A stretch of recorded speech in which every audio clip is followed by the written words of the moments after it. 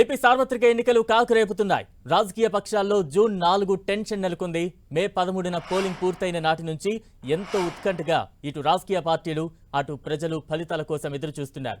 21 రోజుల ఉత్కంఠకు మరో 3 రోజుల్లో తెరపడనుంది. ఈ నెల 4న ఏపీ అసెంబ్లీ, లోక్సభ ఫలితాలు వెల్లడి కానున్నాయి. కౌంటింగ్ ప్రారంభమైన కేవలం 2 గంటల్లోనే అధికారంపై తుది తీర్పు దాదాపుగా వెల్లడవనుంది. 21 రోజుల ఉత్కంఠకు 3 రోజుల్లో తెర వేయనున్నప్పటికీ రాజకీయ పక్షాలు మాత్రం లెక్కల్లో మునిగి తేలుతున్నాయి. అధికార వైసీపీ, కూటమి పార్టీలైన టీడీపీ, జనసేన, బీజేపీలు ఎవరి లెక్కలు వారే వేసుకుంటూ అధికారం తమదేనన్న ధీమాతో ఉన్నారు. ఫలితాలు వెలువడడానికి కేవలం ఇంకా 3 రోజులు మాత్రమే ఉన్నప్పటికీ రాష్ట్రంలో ఎక్కడ చూసినా ఇదే చర్చ సాగుతోంది. 2019 ఎన్నికలకు మించి ఈసారి దాదాపు 2% మేర పోలింగ్ పెరగడంతో అధికార ప్రతిపక్షాలు విజయం తమదేనన్న లెక్కలు కడుతున్నాయి. ఈసారి ఎన్నికల్లో పోలింగ్ పర్సెంటేజ్ పెరగడంతో వివిధ రకాల విశ్లేషణలు, సర్వేలు సోషల్ మీడియాలో రచ్చరేపుతున్నాయి. దీంతో ఓటర్లతో పాటు రాజకీయ పక్షాలు సైతం గందరగోళంలో పడిపోయాయి. కొన్ని సర్వేలు అధికార వైసీపీకి అనుకూలంగా ఉండగా మరికొన్ని సర్వేలు కూటమి విజయం ఖాయమని చెబుతున్నాయి. దీంతో ఫలితాలపై ఆసక్తి మరింత పెరిగింది. ఇక తాజా అప్డేట్స్ అందించేందుకు మా ప్రతినిధి జయరాజ్ సిద్ధంగా ఉన్నారు. జయరాజ్, బలరాం, 4వ తేదీ ఉదయం 8 గంటలకి కౌంటింగ్ ప్రక్రియ ప్రారంభం కాబోతోంది. దీనికి సంబంధించి ఎన్నికల సంఘం అన్ని ఏర్పాట్లు కూడా పూర్తి చేసింది. అన్ని ప్రాంతాల్లో కూడా కట్టుదిట్టమైనటువంటి భద్రతా ఏర్పాట్ల నేపథ్యంలో, పూర్తి స్థాయిలో బందోబస్తు నేపథ్యంలో ఉదయం 8 గంటలకి మొత్తం కౌంటింగ్ ప్రక్రియ ప్రారంభం కాబోతోంది. ముందుగా పోస్టల్ బ్యాలెట్లు లెక్కిస్తారు. ఆ తర్వాత ఈవీఎంలో ఉన్నటువంటి బ్యాలెట్లని లెక్కించే అవకాశం ఉంది.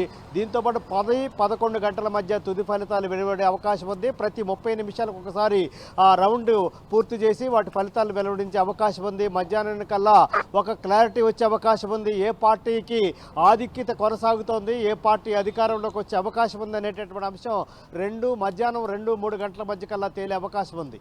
మొత్తమే చూస్తే రాష్ట్ర వ్యాప్తంగా ఈసారి గతంలో ఎన్నడూ లేనంత విధంగా 80% పైగా పోలింగ్ జరిగినటువంటి ఓటింగ్ నమోదైనటువంటి నేపథ్యంలో ముఖ్యంగా మహిళా ఓటర్లు, యువ ఓటర్లు, మొదటిసారిగా ఓటు వేసినటువంటి ఓటర్ల సంఖ్య ఎక్కువగా ఉన్నటువంటి నేపథ్యంలో ప్రతి పార్టీ కూడా తమదే ఈసారి గెలుపు, తమకే అత్యధిక మెజార్టీ వస్తుంది, తామే ప్రభుత్వాన్ని ఏర్పాటు చేయబోతున్నాం అనేటటువంటి ప్రకటనలు ఇప్పటికే చేశాయి. ముఖ్యమంత్రిగా ఎవరు, ఎక్కడ, ఏ సమయంలో ప్రమాణ స్వీకారం చేస్తారనేటటువంటి అంశం గురించి కూడా ఇప్పటికే ప్రకటించినటువంటి నేపథ్యం. పూర్తి స్థాయిలో అటు పార్టీల్లో కానీ, ఇటు క్యాడర్లో కానీ, సామాన్య ఓటర్లో కూడా పూర్తి స్థాయిలో ఆసక్తి, ఉత్కంఠ కొనసాగుతున్నటువంటి నేపథ్యం ఉంది. మొత్తం మీద చూస్తే రాష్ట్రం మొత్తం మీద ఇదే రకమైన చర్చ జరుగుతూ ఉంది. మరొక 3 రోజుల్లోగా ఈ ఉత్కంఠకు తెరపడే అవకాశం ఉంది.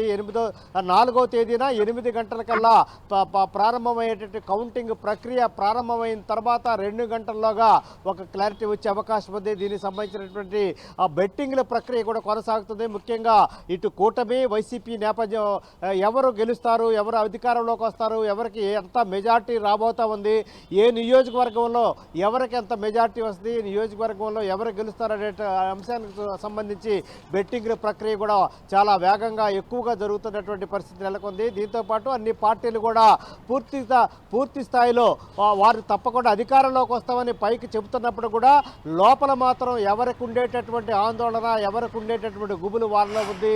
అసలు మహిళా ఓటర్లు ఎవరికి ఓటు వేశారు, యువ ఓటర్లు ఎవరిని ఆదరిస్తారు, అసలు వారి అంచనాలకి అందుకోనంత విధంగా ఈసారి పోలింగ్ ప్రక్రియ జరిగింది.